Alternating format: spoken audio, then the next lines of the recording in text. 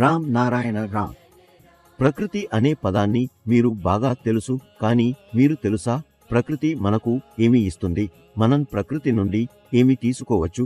ఈ రోజు భూమి పరిస్థితి ఎందుకు ఇలానే మారింది, దీన్ని ఎలా సరిచేయాలి, ఈ విషయాల గురించి మేము ఇప్పుడు చెప్పబోతున్నాం. భూమిపై మనుషులు నివసిస్తున్నారు, కానీ భూమిపై మనిషి ఎక్కడి నుండి వచ్చాడు? ఇది చాలా పెద్ద ప్రశ్న. నిజానికి మనిషి ఆత్మ ముందుగా ఆకాశంలో సంచరిస్తుంది, ఆపై అది సూర్యుడిలో కలిసిపోతుంది. అతనికి తర్వాత నీరు, గాలి, చెట్లు, మొక్కలు ద్వారా ప్రయాణించి తల్లిదండ్రుల రక్తం ద్వారా పుట్టుకొస్తాడు. దీని అర్థం ఏమిటంటే మనిషికి అసలు తల్లిదండ్రులు ఆకాశమే. కానీ మనిషి ఈ విషయాన్ని మర్చిపోయాడు. ఇప్పుడు సమాజంలో మరియు మనిషి జీవితంలో దీనికి విలువ లేకుండా పోయింది.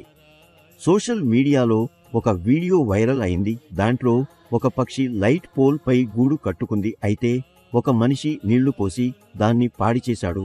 ఆ పక్షి తన విరిగిపోయిన గూడు చూసి బాధతో ఆకాశం వైపు చూసింది. తర్వాత ఇంకొక మనిషి వచ్చి ఆ పక్షికి కొత్త గూడు కట్టించాడు. దీంతో ఇంకో 2 పక్షులు వచ్చి ఆ గూడులో నివసించాయి. పక్షులకు తెలుసు ఆకాశమే అన్నీ అనేది. కానీ మనిషి బుద్ధివంతుడు, చదువుకున్నవాడు, తెలివైనవాడు. అతను మంచి చెడు అన్నీ అర్థం చేసుకుని ఏదైనా చేయగలడు. అతనికి హక్కులు ఉన్నాయి, కానీ సూర్యునికి అలాంటి హక్కులు లేవు. ఒక మనిషి చెడు చేస్తే అతను మాత్రమే కాదు, భూమిపై ఉన్న ప్రతి ఒక్కరూ బాధపడతారు. ఆకాశం మనిషి యొక్క తల్లిదండ్రులు. ఆకాశంలో అనేక కోట్ల తారలు, గ్రహాలు, నక్షత్రాలు ఉన్నాయి. ఇన్ని శాస్త్రవేత్తలు ఉన్నా ఆకాశంలో ఎంత తారలు ఉన్నాయో ఎవరూ చెప్పలేరు. భూమిపై ఎవరూ ఆకాశంలోని తారలను లెక్కించలేరు. సముద్రపు ఇసుకలో ఉన్న రేణువులను లెక్కించగలమా? ఆకాశంలో కనబడే ప్రతిదీ ఆకాశంలోనే ఉంది. నక్షత్రాలు చిన్న విత్తనాలుగా పుట్టాయి, ఇప్పుడు పెద్దవిగా మారాయి. సూర్యుడి కూడా ఒకప్పుడు చిన్నదే, కానీ ఇప్పుడు పెద్దదయ్యాడు. ఆకాశం సృష్టించిన ఈ జగత్తుకు విలువ లేదా? ఆకాశంలో ఎన్నో నక్షత్రాలు, గ్రహాలు ఉన్నాయి. మనిషి తన శరీరాన్ని వదిలి వెళ్ళగలడు, లేదా శరీరంతో కూడానే వెళ్ళగలడు. మనిషికి జన్మనిచ్చిన ఆకాశాన్ని మీరు దేవుడు, అల్లాహ్, భగవాన్ ఏదైనా అని పిలవచ్చు.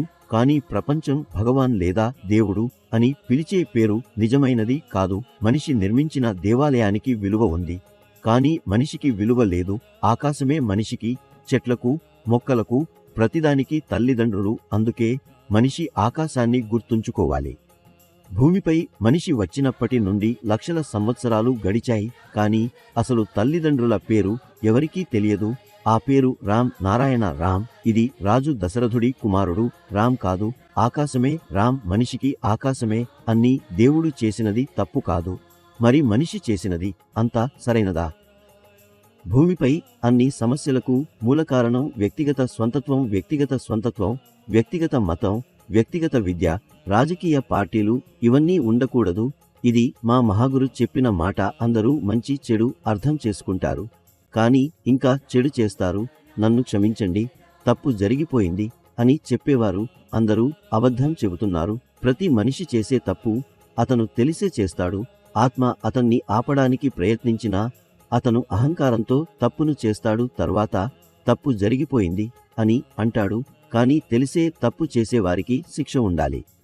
అందువల్ల వ్యక్తిగత స్వంతత్వం ఉండకూడదు. మనిషి తయారు చేసిన రాజకీయం, రాజ్యాంగం, మతం ఇవన్నీ తొలగించాలి. ఒక వ్యక్తి ధనికుడు ఎలా అవుతాడు?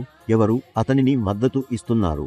మన రాజకీయ పార్టీలు, రాజ్యాంగం, ప్రభుత్వం ఇవి అన్నీ తొలగించాలి. మునుపటిలాగే రాజు పాలన ఉండాలి. ప్రకృతి యొక్క న్యాయ వ్యవస్థ నడవాలి.